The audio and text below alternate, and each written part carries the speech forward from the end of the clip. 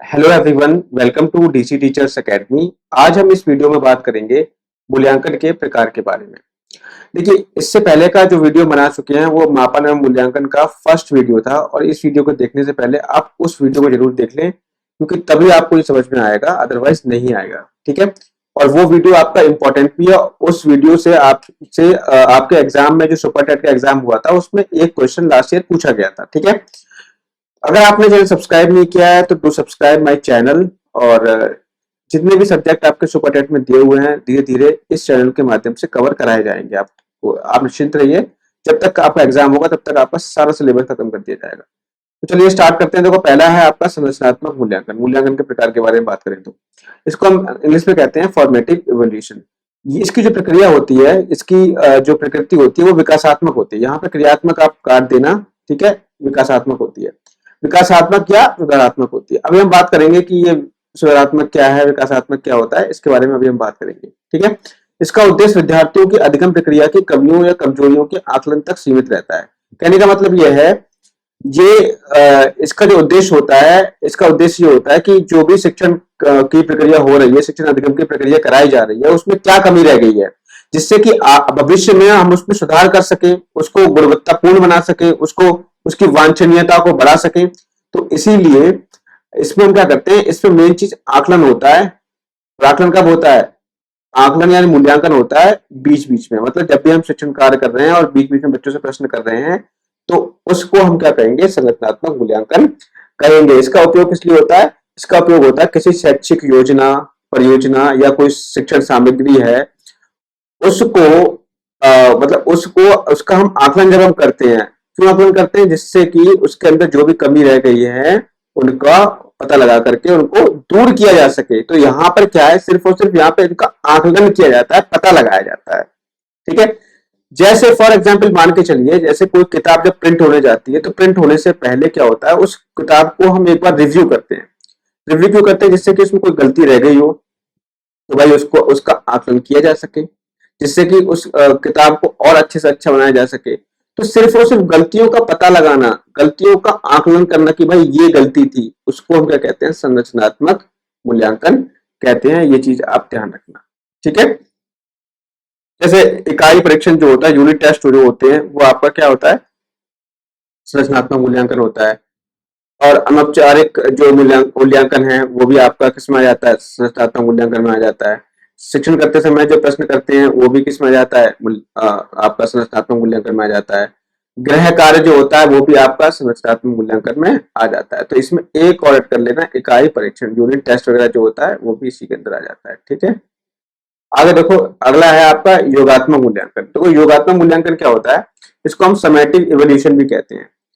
ये क्या होता है? देखो, किसी पूर्व निर्मित शैक्षिक कार्यक्रम, योजना या सामग्री की समग्र वांछनीयता को ज्ञात करने की जो प्रक्रिया होती है उसे हम योगात्मक मूल्यांकन कहते हैं। अब देखो, अब इसमें क्या है, इसकी जो प्रकृति होती है ना योगात्मक मूल्यांकन की, वो निर्णयात्मक होती है। ध्यान रखना है, थोड़ा पेन काम नहीं कर रहा सही से।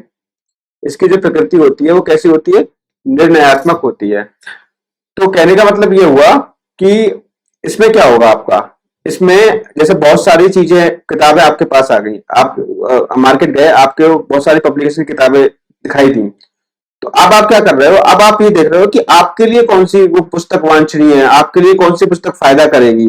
तो वो उसे हम क्या कहेंगे? योगात्मक मूल्यांकन कहते हैं। ये क्या करता है, हमें भविष्य में कौन सी चीज को जारी रखना है, कौन सी चीज को जारी नहीं रखना है, उसका पता लगाने के लिए हम क्या करेंगे? योगात्मक मूल्यांकन का प्रयोग करेंगे। ठीक है। जैसे आपके पास एक शिक्षक है, कई सारी विधियों का प्रयोग करता है। ठीक है। अब उसने क्या किया, उन विधियों में से भी कई सारी विधियां, एक विधि छाटेगा जो बहुत अच्छी होगी और उसी विधि को क्या करेगा? आगे कंटिन्यू करेगा। यानी वही विधि क्या होगी? आपकी वांछनीयता को प्रदर्शित करेगी। तो मतलब यही है कि आप उस चीज को भविष्य में जारी रखना चाहते हैं, नहीं चाहते हैं।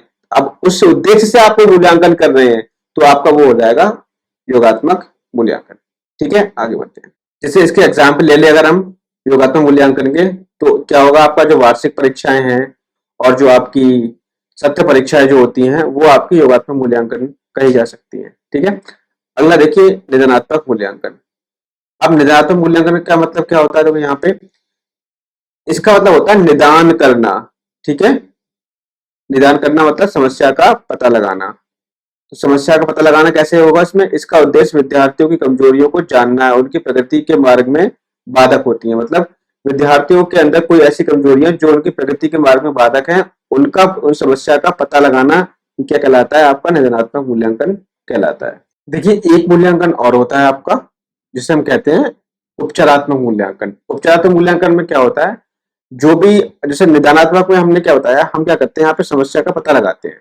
समस्या का जो पता लगाते हैं, फिर हम क्या करते हैं उपचारात्मक मूल्यांकन में उस समस्याओं का हम क्या कर देते हैं? उपचार कर देते हैं। ठीक है, तो उपचारात्मक मूल्यांकन में हम क्या करते हैं? समस्याओं, निदानात्मक मूल्यांकन के अंतर्गत जो हमने समस्याएं पता की थी उनका उपचार किया जाता है उपचारात्मक मूल्यांकन में। ठीक है, आगे बढ़ते हैं। अगला देखिए, अगला है आपका मूल्यांकन के गुण। तो मूल्यांकन के आपके 6 गुण, 6 गुण होते हैं। पहला है आपका वैधता। वैधता क्या है? वैधता का अर्थ होता है कि ये जो है आपका जिस उद्देश्य से मूल्यांकन बनाया किया जा रहा है, क्या उस उद्देश्य की पूर्ति हो पा रही है, नहीं हो पा रही है, तो उसे हम क्या कहते हैं? वैधता कहते हैं। विश्वसनीयता क्या क्या कहती है कि जब ये हमारा क्या होता है, उसको कोई भी कॉपी चेक करे, कोई भी शिक्षक अगर कॉपी चेक कर रहा है तो उस स्थिति में अंकों में बदलाव ना हो, भ्रांति की स्थिति उत्पन्न ना हो, तो वो क्या कहलाता है? आपकी विश्वसनीयता कहलाती है। ठीक है, तो वस्तुनिष्ठता क्या मतलब है? वस्तुनिष्ठता ये कहती है कि मूल्यांकन जो होना चाहिए आपका पक्षपात रहित होना चाहिए, ना कि परीक्षक की दृष्टि के आधार पर। मतलब मतलब परीक्षक कोई भी हो, ठीक है, तो ऐसा नहीं है कि अगर उसका कोई बेटा पढ़ रहा है तो उसके लिए अलग से कोई मूल्यांकन किया जा रहा है, या मतलब कि अगर शिक्षक का कोई सगा संबंधी है उसके लिए अंक अलग दिए जा रहे हैं। तो मूल्यांकन हमेशा कैसा होना चाहिए? पक्षपात रहित होना चाहिए, जैसे हम कहते हैं वस्तुनिष्ठता। ठीक है, अगला देखिए है व्यापकता। व्यापकता में क्या होता है? इसमें क्या होता है कि बच्चों के शैक्षिक गुण के साथ साथ उसके सह शैक्षिक गुणों का भी मूल्यांकन किया जाता है। व्यापक मूल्यांकन का मतलब ये है कि जैसे मान लो कि बच्चा किस क्षेत्र में अच्छा है, जैसे मान लीजिए संगीत के क्षेत्र में अच्छा है, या आपका खेल के क्षेत्र में अच्छा है, तो शैक्षिक गुणों के साथ साथ उसके अंदर अन्य गुणों का भी इसमें आकलन किया जाता है। अगला है उपयोगिता। मूल्यांकन ऐसा होना चाहिए जो आपके भविष्य में उपयोगी हो, ठीक है, जिसकी उपयोगिता भविष्य में सिद्ध की जा सके। ठीक, अगला क्या है? विभेदीकरण। विभेदीकरण का मतलब क्या है? मूल्यांकन ऐसा होना चाहिए जिससे कि वह विभेदीकरण प्रदर्शित कर सके। कहने का मतलब यह है, अब भाई कक्षा में आप विद्यार्थी को मूल्यांकन कर रहे हो तो उसमें विभेदीकरण हो सके। जैसे मान लो कौन प्रथम स्थान किसने प्राप्त किया है, सेकंड किसने प्राप्त किया है, थर्ड किसने प्राप्त किया है, तो हम बच्चों का विभेदीकरण कर सकें। ठीक है, बच्चों का विभेदीकरण का मतलब ये नहीं है कि बच्चों को एकदम एक ऊंचा या नीचे दिखाना। विभेदीकरण का मतलब यह है कि जिन बच्चों के अंक कम आ रहे हैं उनको उनके अंकों में हम सुधार कर सकें, और उनकी कमियों को दूर करके उनके अंकों को सुधार करें, वो हमारा क्या कहलाता है? विभेदीकरण कहलाता है। ठीक है, तो ये चीज होगी। आगे हम बढ़ते हैं, मूल्यांकन के प्रश्नों के प्रकार कौन कौन से होते हैं। देखो, एक तो होते हैं आपके बंद अंत वाले प्रश्न। बंद अंत वाले प्रश्न का मतलब ये होता है कि इसमें केवल सीमित उत्तर वाले प्रश्न आते हैं जिनमें उत्तर देने की स्वतंत्रता नहीं होती है। जैसे आपके बहुविकल्पीय प्रश्न हो गए, सत्य असत्य प्रश्न हो गए, मिलान करना, रिक्त स्थान, वर्गीकृत करने वाले प्रश्न हो गए, अति लघु प्रश्न हो गए। ठीक है, इसमें जो चिंतन होता है वो अभिसारी चिंतन होता है। किसमें? बंद अंत वाले प्रश्न में। ये मैंने आपको यूपी जब सीटेट के वीडियोस बनाए थे मैंने आपको बताया था कि अभिसारी चिंतन और अभिसारी चिंतन क्या होता है। अगर अभिसारी चिंतन में क्या होता है, इसका जवाब बिल्कुल सटीक होता है। ठीक है, और अभिसारी में हम एक ही प्रश्न के कई सारे उत्तर दे सकते हैं। अब देखो, यहाँ पे आपका आ गया खुले अंत या मुक्त अंत वाले प्रश्न। तो इसमें इसमें क्या करते हैं, बच्चों को अपने अनुभव व्यक्त करने का अवसर दिया जाता है, मतलब अपने अनुभव व्यक्त करने की स्वतंत्रता होती है इसमें। ठीक है, जैसे आपके दीर्घ उत्तरीय प्रश्न हो गए, लघु उत्तरीय प्रश्न हो गए, निबंधात्मक प्रश्न हो गए। ठीक है, ये आपके क्या होते हैं? ये आपके मुक्त अंत वाले प्रश्न हो गए।